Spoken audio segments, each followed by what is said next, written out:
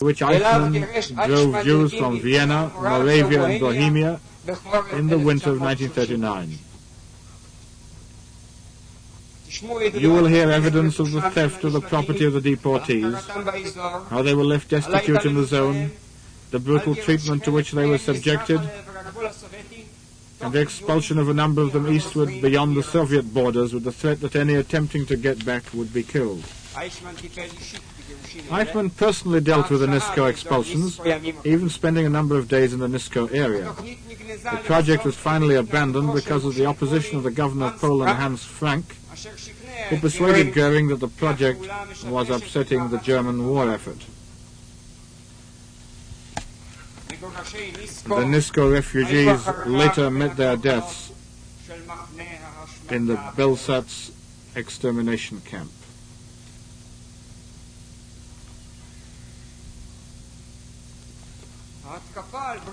The attack on the Soviet Union on June 22, 1941,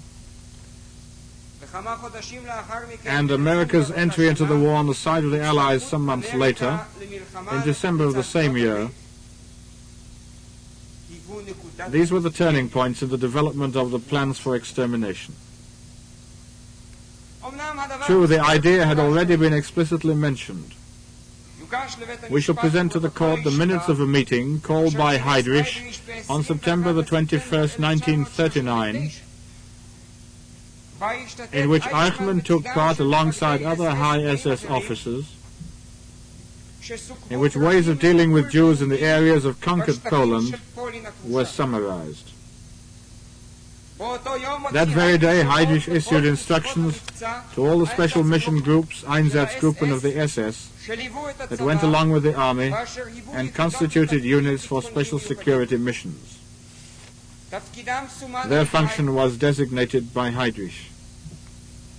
After a warning that all his instructions were top secret, Heydrich went on to distinguish between the long-range solution of the Jewish problem, meaning by this, without any doubt, their actual extermination, and immediate steps to be taken against them. The Jews were to be expelled from the countryside and concentrated in the cities near railway junction points. And councils of elders were to be set up who would be made responsible for marshalling the Jews. As a pretext for these measures, Heydrich suggested it should be claimed that the Jews had been taking part in irregular activities and robberies. The severest punishment was to be inflicted for violation of the order to move into the concentration centers. According to the minutes of that meeting, Heydrich issued instructions that every judgment against violators in the zones of conquest that was not a death sentence should be reported to him personally.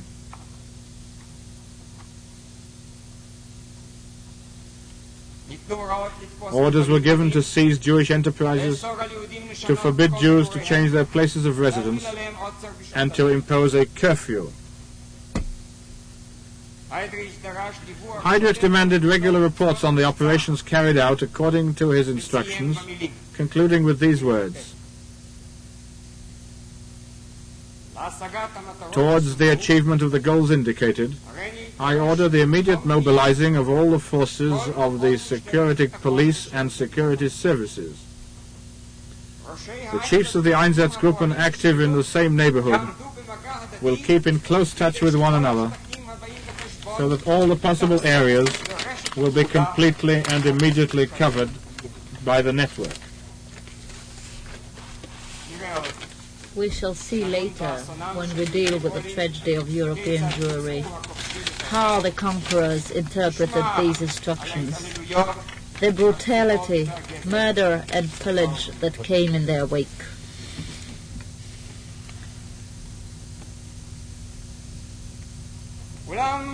But it was only as the invasion of the Soviet Union drew nearer that the Germans went over to the final solution in the new sense. That is utter physical extermination. On July the 31st, 1941, Goering instructed Heydrich as follows, I quote, "In order to complete the mission imposed on you in the order of January 24, 1939, to solve the problem of the Jews by means of emigration or evacuation in the most suitable way in the circumstances leading to a possible solution, I am herewith instructing you to make all the necessary organizational, practical, and material preparations for a comprehensive solution of the Jewish question within the German area of influence in Europe. Insofar as the other central authorities are concerned, they are to cooperate. I hereby instruct you further to submit to me soon a general plan, Gesamtentwurf, with respect to organizational, practical, and material means necessary for the execution of the desired final solution and Lösung of the Jewish question."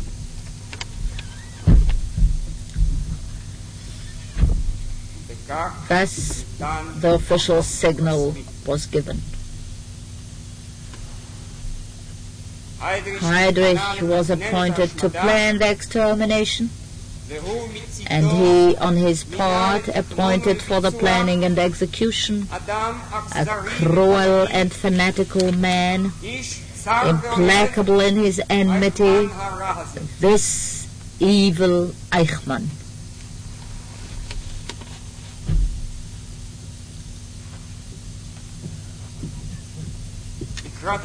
As a preparation for the final solution, fresh occupation units had already begun mass murders of Jews in zones from which the Red Army had retreated in the summer and autumn of 1941.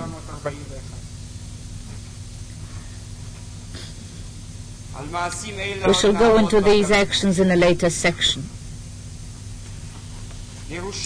Partial and mass expulsions towards the east had already been carried out earlier from within Germany proper. But at that time the work of general planning was being done in Berlin. In August 1941, Eijkman wrote to his Foreign Office that it would be advisable to prevent further immigration, and I quote, "in the light of preparations for the final solution of the problem of European Jewry." These preparations of his were completed before November of that year, since already then he wrote in the same connection about the imminent final solution, I quote,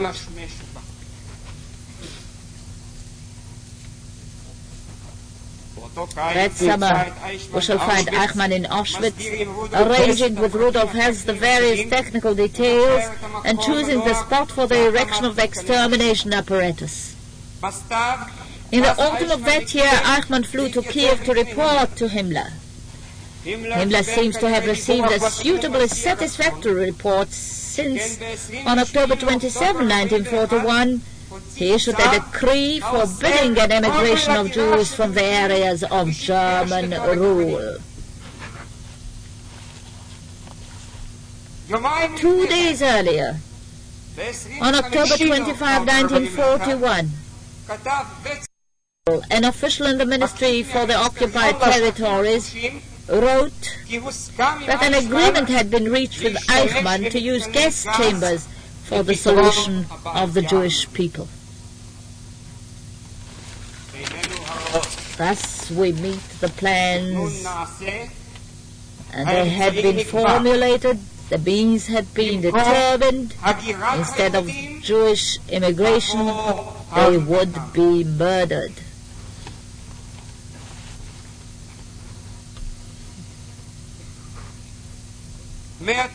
From then onwards, it was the job of the head of the Jewish section of the Gestapo to direct in a suitable fashion the planning of other offices of the Reich, according to the detailed master plan that had already been sketched in September 1939. On September 15, 1941, the accused sent along for Hydrus' signature instructions applying to Germany and the occupied zones, requiring the introduction of the Jewish badge, which had been imposed some time before in the eastern occupation zones. Every Jew would have to wear on the left side of his breast a special, easily recognizable sign. The Jewish authorities themselves would have to supply the badge of shame. A ban was imposed on Jews leaving their places of residence and using transportation, with some clearly specified exceptions.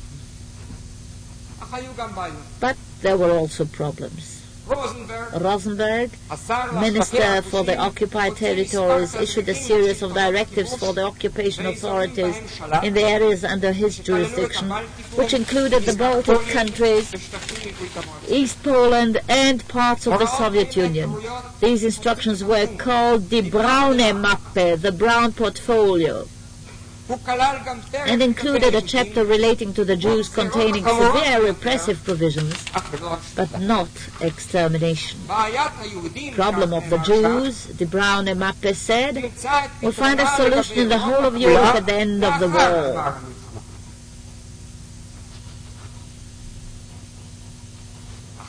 When a draft of the Brown Portfolio came to Hydrus' attention, he reacted with a highly significant letter dated January 10, 1942.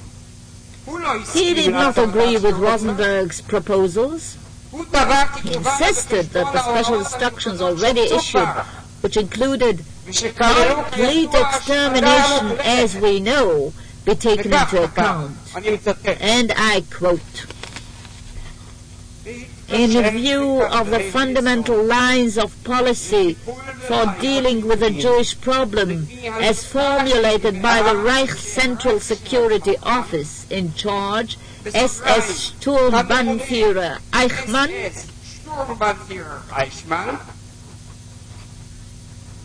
I must ask you to reprint your instructions." Unquote. In the same month, Hydrus sent on to Rosenberg the revisions suggested by Eijkman. Because of the importance of this document, I shall quote from it at length. All measures in connection with the Jewish question in the occupied territories in the East are to be considered from the point of view that the Jewish question must be generally solved for the whole of Europe. Hence, such measures in the occupied territories in the East as contribute towards the final solution of the Jewish question, thereby the liquidation of Jewry must in no way be hindered. Ausscheidung des Judentums. In the occupied territories in the East in particular, efforts are to be made to bring about a most immediate solution of the Jewish question. Any measures of the local population against the Jews are therefore not to be hindered, so long as measures that will contribute to the liquidation of Jewry have not yet been taken. The local Jews are to be strictly separated from the rest of the population. Free movement is to be immediately stopped for all Jews. Transfer of Jews to ghettos is to be carried out. The watching of the boundaries between the ghetto and the outside world is the affair of the police. The measures that contribute to the liquidation of Jewry are to be carried out without any consideration for economic needs. All Jewish property is to be registered. Transfers of property by Jews are to be prevented. Unquote. But the matters were not arranged by a mere exchange of letters. Frank, the Governor-General of occupied Poland, tried to deal with Jewish affairs in his own way and to take the matter out of the Gestapo's hands. In other areas, too, difficulties arose. Eijkman therefore proposed that a meeting be called of the senior central officials who might be considered suitable to carry out the plan of slaughter. and Heydrich agreed. It was Eijkman who made all the preparations for this conference, from the preparation of all the factual material to the drafting of the invitations.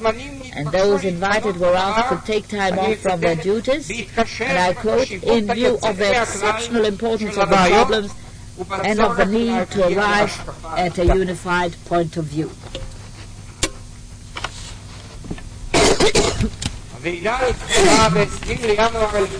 The conference took place on January 20, 1942 in the suburb of Wannsee near Berlin. The participants were the leading personalities with the rank of Director General of the Ministries for the occupied territories in the East, the Interior, Law, Foreign Affairs, Economics, Race and Settlement. Representatives of the party, RSHA, and the Reichskanzlei, and of course Adolf Eichmann. Heydrich delivered the central speech according to the data supplied by the accused. He recalled Göring's order and established at the outset, in order to prevent any doubts, that it was his ministry that was centrally responsible for the execution of the final solution everywhere, without any geographical limitations. He mentioned the practical experiments that had been carried out in the East, the lessons from which were of the utmost importance for the final solution.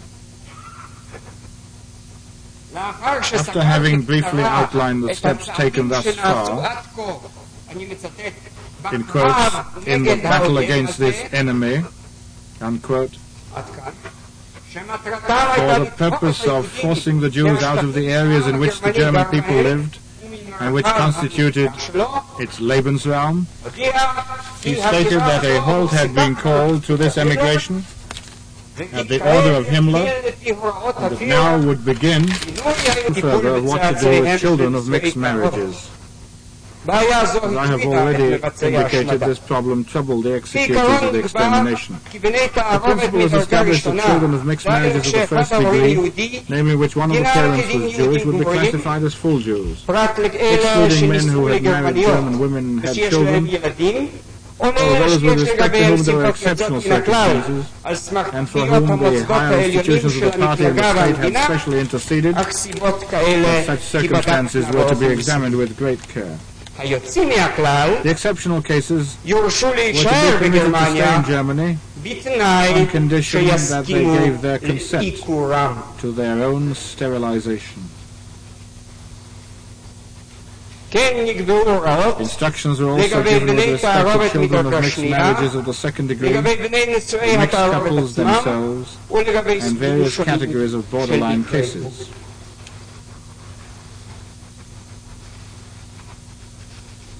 The Economics Ministry asked that for the time being, Jews working in vital war industries should not be evacuated, and Heydrich agreed.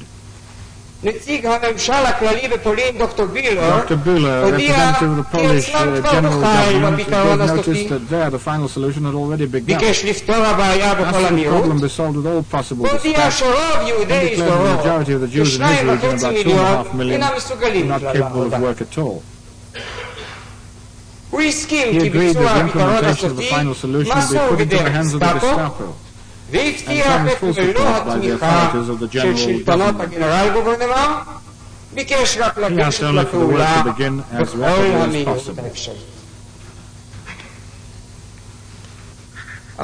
Later opinions were exchanged on, I quote, the various means connected with the possibilities of a solution, unquote, and the representative of the government of the eastern areas, like the Polish general government representative, asked that preparations already made in his areas be completed, but without stirring up panic among the population.